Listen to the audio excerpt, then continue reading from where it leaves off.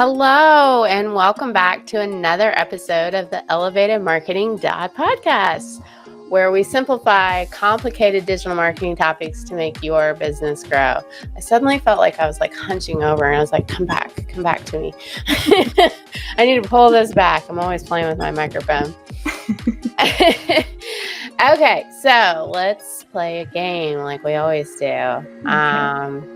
But I want to know, what game show do you think I would be really good at?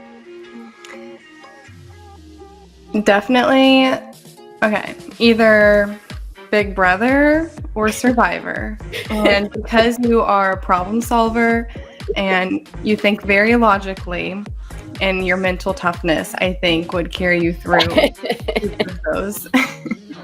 Oh, I love it. But now I'm like, okay, mine sounds super simplistic. I'm like, there has to be some sort of like card game like that's going on and you're competing in it. Like, I don't know if it's a competition, like Brenna's not giving up. Like, Watch out. Yeah. I mean, you can definitely do like some strategic like thinking, like for sure. And if Michael's playing cards, we're both going to beat him. So Yes, and he's going to cry about it. We love you, Michael.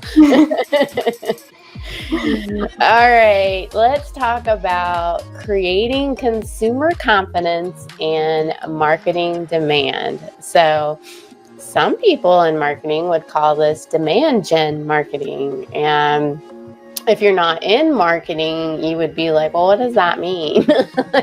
If you haven't been doing a lot, and it's, it's not, don't overcomplicate it. Like, you're creating demand for your products or services. And sometimes it's easier to have a demand than in others. And there's a lot of things that can make that good or bad, but this is a type of marketing where you're constantly creating demand. And I just like to say that, like, you're always creating demand. So yeah. Why the subtopic marketers? Like, why do we do this? Yeah, I was going to say that too. Like, to some degree, we're always trying to create demand. Yeah. Business and the market could be booming, but we're still trying to, Yeah, I mean, the market right now for some industries is not that great. But it's very cyclical. And I knew I was going to like have a hard time with that word, but this is not new, like it happens a lot.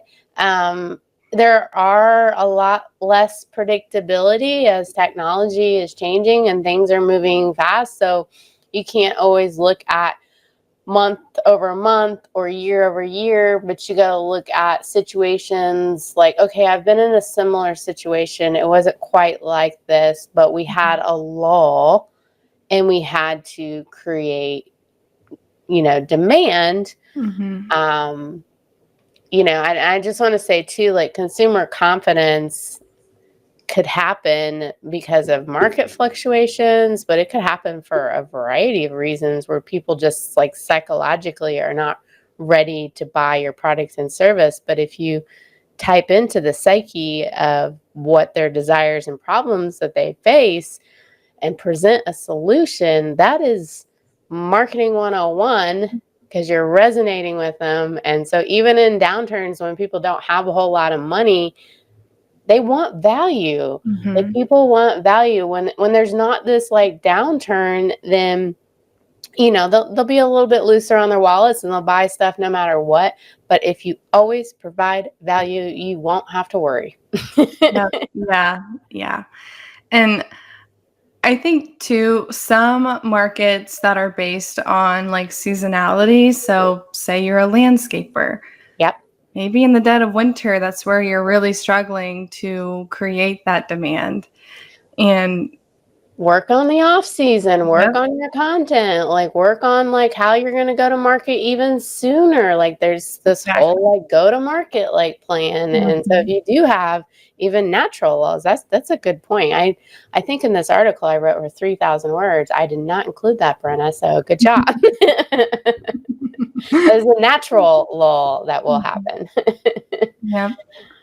Yeah, so I mean, I think some of these words that like I'm about to say just sound like a bunch of marketing speak, and it sounds hokey pokey. And I have a degree in psychology, so it's not hokey pokey to me because I know that there are psychological reasons people do things, whether or not they're aware of it or not aware of it.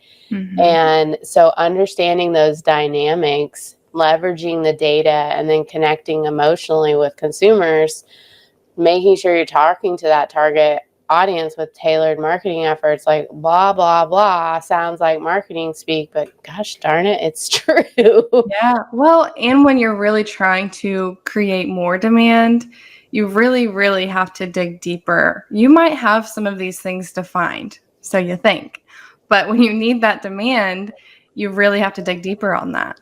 Yeah, because it's not easy. And you have to think through like unique selling propositions, like how am I different? And this is a really tough question for people. And so you can bring out your whiteboard and just start writing it down. Well, I think this, and people tend to think that. And it's better to be different than follow the crowd. It's great to listen to the crowd, but if you're gonna like stand out, then you got to do something different. And so you got to have kind of that gumption to be like, you know what, everybody thinks we should do this, and that ship might go down. I'm gonna try this, and that ship might go down too, but whatever, I made a decision. Yeah. Yeah. And that's a perfect time to brainstorm, is when you're trying to Yeah, figure out what your unique selling proposition is. yeah, And I mean, let's face it, trends change. And so if you are hopping on the boat with all these other people who are doing the same thing, you're never going to stand out. You have to be different and set yourself apart from, what's around you. yeah. I mean, I started going into this article about historical like context, and it just keeps going faster and faster and faster. Like people are very informed and empowered with information from multiple sources. And we talked about the last place, like having that content and having it out there in this vast amounts of information. People are going to listen to people who are willing to put themselves out there and consistently talk about a subject, and you're going to attract the people that you want to attract. If you truly just be who you are, authentic, you really care about the people that you're trying to help, and you're trying to give them, personalized experiences, then there's enough to go around. You don't need it all. Yeah. And if you can stay consistent with all of that, so to speak, you kind of become the face of whatever that topic is, and you're going to gain a lot of trust by doing so if you can stay consistent with putting Yeah. yourself out there. And I think I'd be remiss if I didn't mention AI, Mm-hmm. in this subject is, you can create content really quickly with AI, which can seem like, oh, I can create demand with all of this content, but you can't use up creativity. The more you use, the more you have. And so if you are just using AI for content, guys, everybody's using the same machine to create the content, so it's not going to be unique. You have to put like your different spin on it. You're gonna have to spend that time. Like that hard work is not gone. It just got a little bit easier to kind of get the basics out of the way. Yeah. No one wants to read the same thing over and over. Maybe you have a customer that's clicking through all this different content from different businesses, but if they get to yours and they can see that it's personalized, there's some personal information in there about your business, about your services, your products, they're going to feel a little bit more inclined to keep reading, or maybe look more into your website. What else are you offering? Yeah.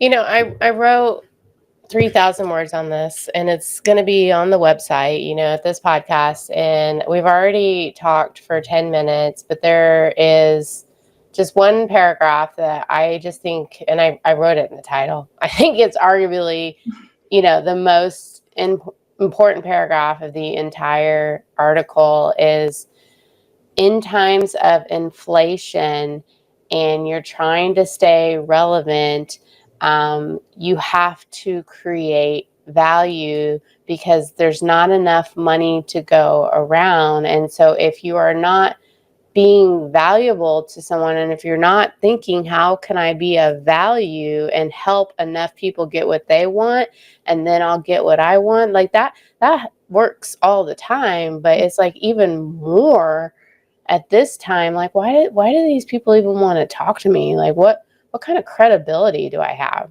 Yeah.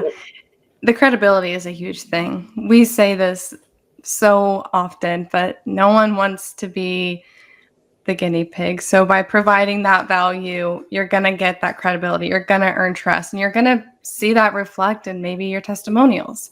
And that's a Yeah. huge trust factor.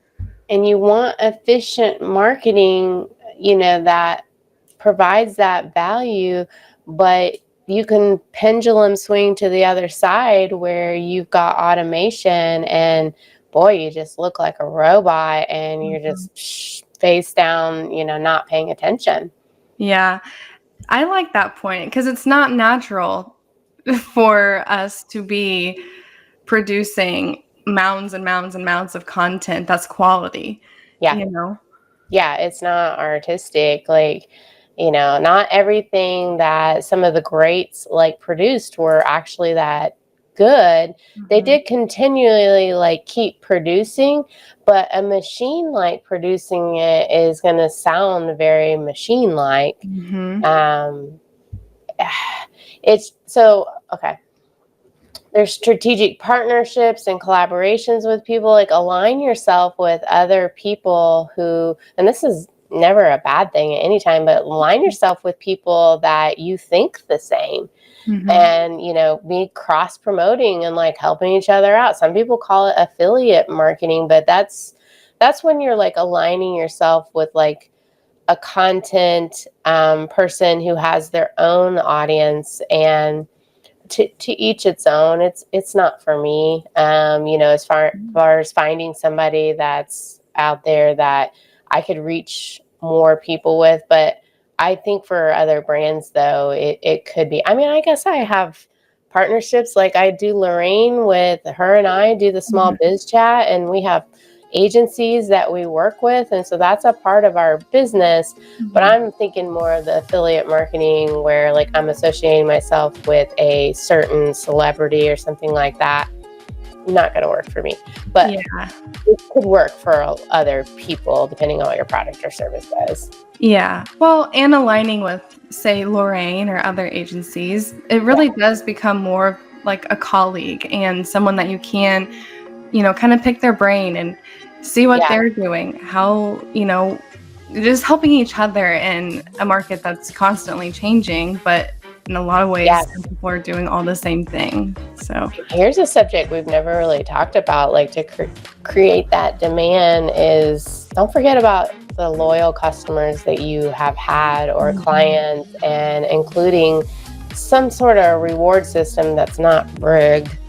That like I can get something out of it because I've been your client for like a really long time, and like what am I going to get out of it? Like when you add more resources or values or team members, like think about like what clients get those additional resources first because they were with you longer. And don't put all your efforts into maybe just the new shiny toy, but and I don't mean like toy, like it just came out like No, I mean, you definitely want to nurture those who have been with you for a while. You worked hard to build up that loyalty and to build up that trust, and so to continue nurturing them, I mean, it's important.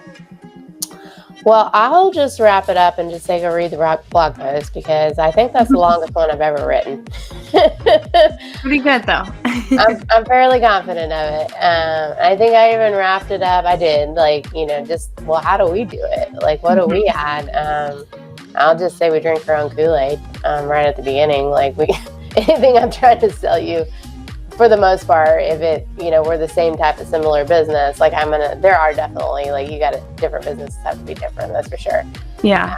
But we are a marketing company that markets. Exactly. You read my mind. All right. We absolutely would appreciate any rating or reviewing on podcasts. Hit that subscribe button on YouTube. Join our newsletter. Join our social media channels. And that is it for today. Take care.